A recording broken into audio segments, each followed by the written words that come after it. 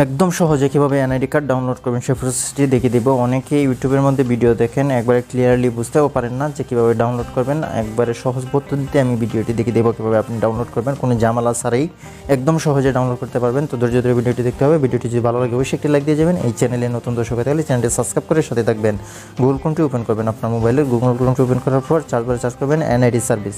2 নম্বরে যে ওয়েবসাইটটি দেখতে পাচ্ছেন NIDW.gov.bt, এই ওয়েবসাইটটিতে ক্লিক করে দেবেন। এখানে ক্লিক করে দেওয়ার পর আপনার যদি ডেস্কটপ সাইট অন করা থাকে তাহলে এরকম একটা ইন্টারফেস শো হবে। আপনি সবার উপরে যে কর্নার দেখতে পারবেন এনআইডি অনলাইন সার্ভিস, এখানে ক্লিক করে দেবেন। এনআইডি অনলাইন সার্ভিসে ক্লিক করে দেওয়ার পর আপনার সামনে এরকম একটা ইন্টারফেস শো হবে। আপনি এখানে দেখতে পাবেন রেজিস্টার করুন। আপনি যেহেতু নতুন অবস্থায় আপনি ডাউনলোড করতে চাচ্ছেন তাহলে আপনি কী করবেন, তো কখনও আমরা রেজিস্ট্রেশন করিনি অনলাইনে, তাহলে আমরা কী করব, রেজিস্টারে ক্লিক করব।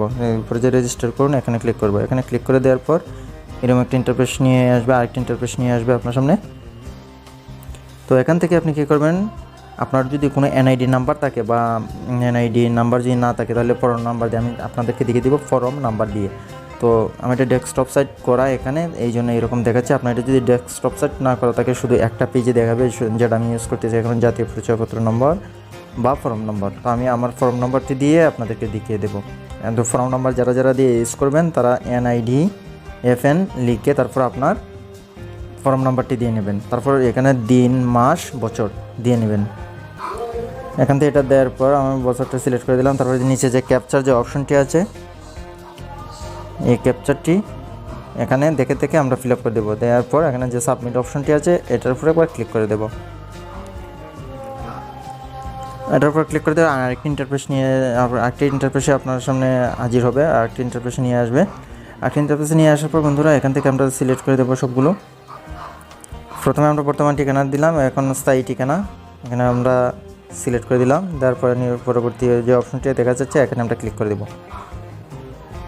পরবর্তী অপশনে ক্লিক করে দেওয়ার পর আপনার সামনে এরকম একটা ইন্টারফেস শো হবে। এখানে একটি ফোন নাম্বার দেওয়া থাকবে, লাস্টে সংখ্যা কটা দেখাবে। তো আপনি যদি মনে করেন এসএম-এর মধ্যে মেসেজ পাঠাবেন বা কোড পাঠাবেন তাহলে বার্তা পাঠান যে অপশনটি দেখতে পারবেন প্রথম, এটার উপরে ক্লিক করে দেবেন। আর যদি নাম্বার পরিবর্তন করতে চান তাহলে নিচে যে অপশনটি দেখতে পাবেন যে নাম্বার পরিবর্তন, এখানে ক্লিক করে দিয়ে নাম্বারটা পরিবর্তন করে নিতে পারেন। আমি নাম্বার পরিবর্তন করব না, যে কারণে বার্তা পাঠানোর অপশনে ক্লিক করে দেব। তো বার্তা পাঠানোর অপশনে ক্লিক করে দেওয়ার পর এই নাম্বারে একটি মেসেজ চলে যাবে।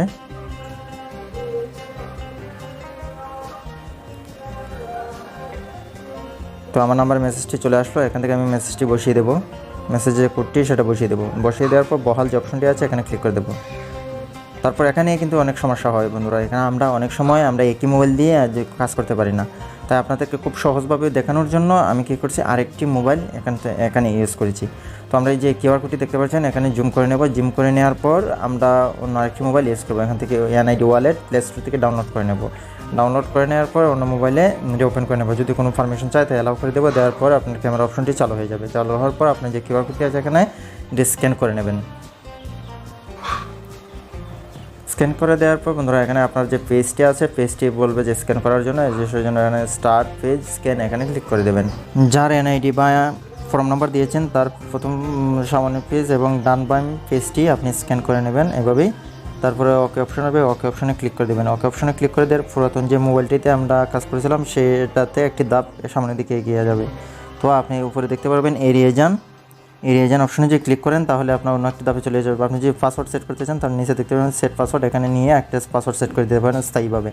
তো তারপর থেকে আপনি লগইন অপশনে ক্লিক করে দিলেই লগইন হয়ে যাবে। ক্লিক করে দেওয়ার পর এরকম একটা ইন্টারফেস শো হবে। এখান থেকে আপনার যদি চান আইডি কার্ডটি ডাউনলোড করতে, যে ডাউনলোড অপশনটি দেখতে পাচ্ছেন। তো আমার এটা ডেস্কটপ মুড করা বিদায় এই জন্য এরকম দেখাচ্ছে। আপনি যদি ডেস্কটপ মুড করে রাখেন তাহলে এরকম দেখাবে, আর না হলে শুধু এক পেজের মাধ্যমে দেখাবে। তো আপনি যে ডাউনলোড অপশনে ক্লিক করে দেন তাহলে এটা ডাউনলোড হয়ে যাবে। আমি দেখিয়ে দিচ্ছি। আর যারা এখন পর্যন্ত ভিডিওতে একটি লাইক দিন, অবশ্যই একটি লাইক দিয়ে যাবেন। এই চ্যানেলে নতুন দর্শক হয়ে থাকলে চ্যানেলটি সাবস্ক্রাইব করে সাথে থাকবেন। তো ডাউনলোড অপশনে ক্লিক করে দেওয়ার পর এভাবে একটি এনআইডি কার্ড ডাউনলোড হয়ে যাবে আপনার সামনে। ডাউনলোড হয়ে আপনার গ্যালারিতে ডকুমেন্টস যে একটি অপশন পাবেন, এখানে আপনি ওপেন করার পর ডকুমেন্টস অপশনে ক্লিক করে দেওয়ার পর দেখতে পাবেন পিডিএফ আকারে বা পিডিএফ ফাইল শো করবে। তো এখানে আপনি ক্লিক করে দিলে পরে এইরকম আপনার এনআইডি কার্ডটি এখানে দেখতে পারবেন। এখান থেকে আপনি যদি চান কোনো কম্পিউটার দোকানে গিয়ে হোয়াটসঅ্যাপে দিয়ে এটাকে আপনি প্রিন্ট করে নিতে পারেন, অনলাইন কপি।